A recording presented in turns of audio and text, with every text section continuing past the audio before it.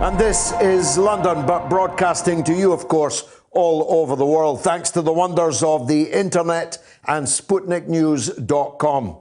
We're on FM 105.5 are the magic numbers in Washington, D.C., and on AM coast to coast across the United States of America. But we're also a radio show with pictures, which is quite unique, actually. You can watch us, as many of you are, in unprecedented numbers on the following portals and platforms. You can watch us on Facebook, on George Galloway Official, and on RT.com and RTUKnews.com, and indeed almost all RT portals nowadays. You can watch, of course, on YouTube, on George Galloway Official, and again on almost all of the RT platforms. If you are watching on Facebook and on YouTube, please share, and share with the audience. We want to build 1 million viewers and listeners just as quickly as possible. I suspect that tonight we may well get close to that for the very first time, because these are very dramatic, portentous, somber, and potentially catastrophic times. What happened in the early hours of Friday morning in the airport precinct at Baghdad International Airport to an internationally accredited diplomat with a diplomatic passport, a general of the Iranian armed forces, and many others, 9 others, were obliterated in seconds by a drone strike boasted of immediately by the United States government. The Pentagon was careful to insist in the first sentence that the action was at the direction of the president. So they made it clear even before Donald Trump, with his rather obscure, low-resolution tweeting of an American flag, made it clear that this was an official operation. Let's get the first thing out of the way.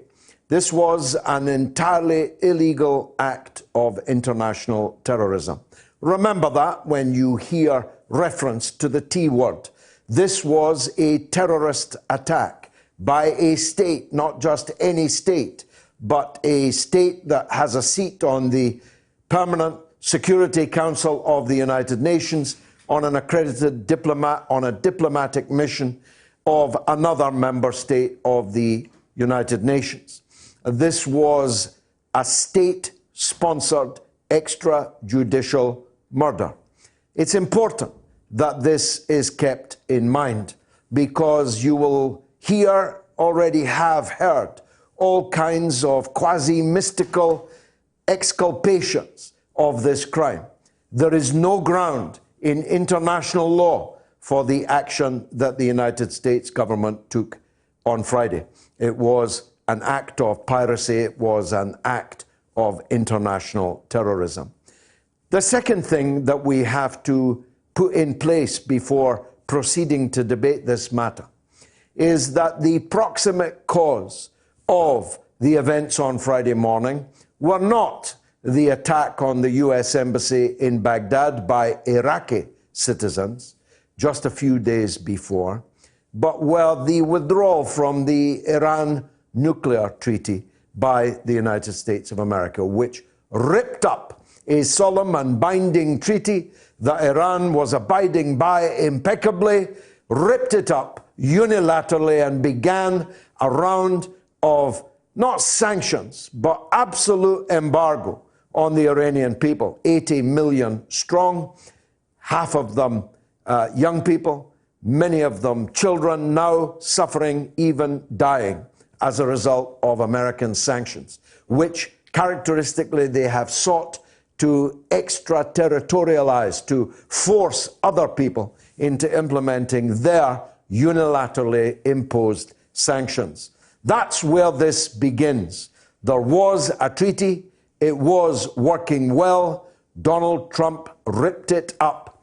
And to the horror of every other party to the treaty, including Great Britain and the European Union and the permanent five of the Security Council, minus the United States. All other actions have flowed ineluctably from that. The United States has been effectively trying to strangle the civilian population of Iran, 80 million of them, so that they rise up against their government and overthrow it in a classic regime change operation. Classic even for Iran. In 1953, the United States and Britain ignominiously played exactly the same role in trying to secure the overthrow of the democratically elected Prime Minister of Iran, Mr. Mossadegh. It's a repeat of the Operation Mongoose of 1953, which seeks to bring about entirely illegitimately, illegally, the overthrow of a sovereign government, a member state of the United Nations. Now, the events at the US Embassy only happened because Donald Trump bombed a camp belonging to a part of the Iraqi National Army. The Popular Mobilization Forces are a legitimate, accredited part of the Iraqi armed forces. I remind you that until today, and I'll come back to that, the United States was in alliance with the government of Iraq, whose armed forces Donald Trump attacked. He killed 25 people. By the way, many of them were Yazidis. Yes, the very Yazidis over whom we cried such crocodile tears when they were in the grisly hands of ISIS, the so-called Islamic State. The bombing of the PMF camp killed 25 people, and when the crowd had finished burying them, they headed for the US Embassy. They did some peripheral damage to the US Embassy. General Suleiman had nothing whatsoever to do with the events at the American Embassy. He was not in Iraq when these events took place. It was not Iranians who were attacking the US Embassy. It was Iraqis. Now, the circumstances which govern the presence of US troops and other forces, and British forces, by the way, 700 British forces in Iraq, now cowering down for what will be the inevitable Iranian retaliation, are strictly governed by agreement with the government of Iraq, which decided today that the United States forces, and indeed all of the coalition forces, must leave Iraq. Now, you'll recall we invaded Iraq to introduce democracy. The Iraqi government is a democratically elected government. It has just ordered the United States to leave. It will therefore be, again, an act of international lawlessness if the United States refuses to leave a country whose sovereign, legitimate government has just ordered them to leave. Now let's come on to the more dramatic, more portentous issues. As you will have seen today from the footage, if you are on social media, of the biggest funeral in the history of the world, General Suleiman has been received, his remains have been received by millions of people, millions in every city in Iran through which the coffin has now passed. There were millions in Awaz, there were millions in Mashhad, and there will be perhaps uncountable millions in Tehran, where he will meet his final resting place. Bear that in mind too, because Donald Trump likes to convince you that the Iranian people are against their government, just looking for an opportunity to overthrow it. That if the United States were to overthrow it, they, like the occupation forces in Iraq, would be greeted by flowers and sweets. Anyone who still believes that, after the scenes of these funerals today in Iran, needs their head carefully examined by a doctor. It's absolutely self-evident that this murder of Soleimani has brought the Iranian people together, left, right, and center, reformist and hardliner. Even the nationalist Iranians outside of the country who have absolutely nothing in common with the governance of the Islamic Republic. This is an affront to all Iranians. Only paid stooges to be accepted from that statement. Virtually every Iranian in the world is outraged and united by this act of Donald Trump. Now, President Rouhani, my former distinguished constituent in Glasgow, now the President of Iran, visited the family home of General Soleimani earlier today. His weeping daughters asked President Rouhani, "Who will avenge our father?" And instantly the President, a moderate, replied, "Don't worry about that for a second. All of us will be his avengers." So, that's why I say that there is nothing more certain in this life than that the Iranians will retaliate in a proportional way. And what would be a proportional way to the murder of the second most important person in the country? Effectively, like a foreign government boasting that it had murdered the heir to the throne of Great Britain, for example, or the crown prince of anywhere in the country. What would be a proportionate response to that? Well, it will not be a stray minor rocket attack on an American camp in Kenya, though that did happen today, or a stray rocket attack on American troops' barracks in Iraq itself. It will be very, very much more significant than that. Neither will it be hidden by the Iranians. They will not seek to blame it on proxies. It will be their act or acts, and they will make it clear to the world that they have carried it out. And for it to be remotely proportionate, it will have to be extremely big. Now, that will inevitably beget a further response from the United States. Earlier today, Donald Trump tweeted this: "The United States just spent $2 trillion on military equipment. We are the biggest and by far the best," in capitals, "in the world!" Exclamation mark. If Iran attacks an American base or any American, we will be sending some of that brand new, beautiful equipment their way and without hesitation. Their way without hesitation. So the scene is set. If any American or any American base is attacked by Iran, it's game on. It's all out war between the United States and it hopes its allies, one of which is guaranteed, but only one is guaranteed, that being Netanyahu's Israel, for whom all of this is a splendid and welcome distraction from Mr. Netanyahu's impending imprisonment. Now, if Iran were to attack anywhere, it's my guess that it will not be in Iraq, because the situation in Iraq has moved decisively in Iran's favor. The Americans are being expelled from the country. Many of the hitherto disparate political factions in Iraq are coming together in defiance of the United States' action on sovereign Iraqi soil. It's my sincere belief that neither will it be in Israel, although Iran's rhetoric often hypes its potential to strike Israel.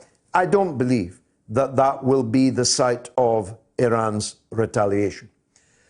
The site of Iran's retaliation, in my view, will be in the Persian Gulf, where, to use a Rumsfeldism, there is a target-rich environment. The Saudi dictatorship is host to a truly gigantic American military presence. It's also, of course, one of the world's biggest oil producers. It's very near Iran. It has an ancient enmity between the two countries. It has a Shiite religious minority in the eastern province of Saudi Arabia, which may very well rise up against the tyranny of the Wahhabist dictatorship in Riyadh, which routinely crucifies and murders members of that Shiite minority, which is more than 20% of the population of Saudi Arabia. If Iran hits Saudi Arabia and sends its oil fields into Australian levels of fire, then there will not be a barrel of oil to be procured in the world at less than $500. That's my prediction. An oil price shock that will destabilize the world economy instantly. The price of oil already steadily rising before a shot has been fired by the Iranians in retaliation. But there are others. There are others, in particular, like Bahrain. It's my belief, I have no internal information on this, of course, but I do know about military and political events. And I do know the demography and the topography of the Middle East very well.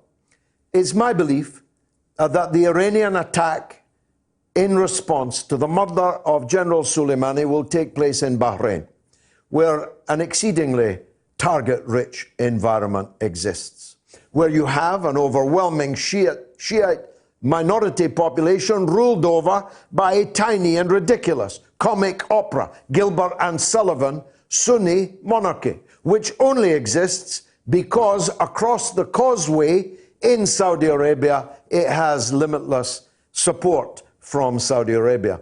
So if you attack Bahrain, you're also attacking Saudi Arabia. But here's the rub. The US 7th Fleet is based in Bahrain, as is, thanks to the government of Theresa May, a brand new British naval base, where naval assets from both countries shelter. Now, Bahrain is a very small place. It's the size of a very large car park. And in that car park, you have the possibility of hitting British, American, Saudi, and Bahraini targets in a way which can obliterate Bahrain as an independent state. My logic is that that is the place where Iran will strike. But wherever it is, it will be responded to, according to Donald Trump on Twitter, without hesitation, in moments. And then we've got a very big quagmire, a very big bonfire indeed. Because when Donald Trump responds, Iran will respond again, and Donald Trump will respond again, and Iran will respond again. The Straits of Hormuz will be closed and on fire. The Saudi oil fields, perhaps on fire. The Qatari and Emirati oil fields on fire. You won't be able to buy a barrel of oil by that time at any price. And so the international economy will come crunching to a halt. And that's before you factor in what the attitude will be of Iran's friends.